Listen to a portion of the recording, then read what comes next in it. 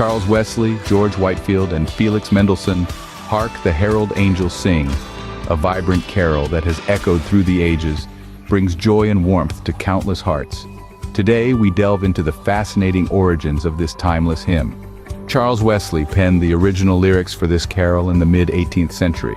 Wesley's words, however, would not find their enduring melody until later when George Whitefield adapted them.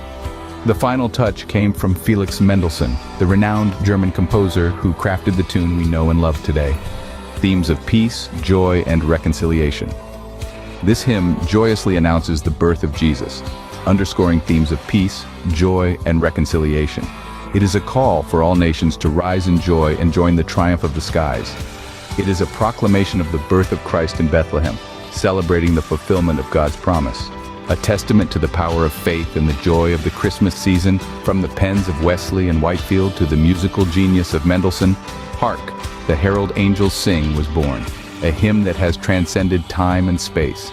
It is a testament to the power of faith, the joy of the Christmas season, and the enduring relevance of its message.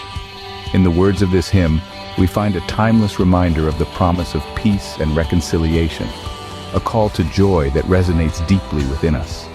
Whether sung in grand cathedrals or hummed in quiet corners, Hark, the Herald Angels Sing remains a beacon of hope and joy, a song of the divine announcement that continues to touch hearts and lift spirits. Remembering Wesley, Whitefield, and Mendelssohn. As you hear the familiar strains of Hark, the Herald Angels Sing this season, remember the story behind its creation. Remember Wesley, Whitefield, and Mendelssohn, and the roles they played in crafting this hymn. And most importantly, remember the message it carries.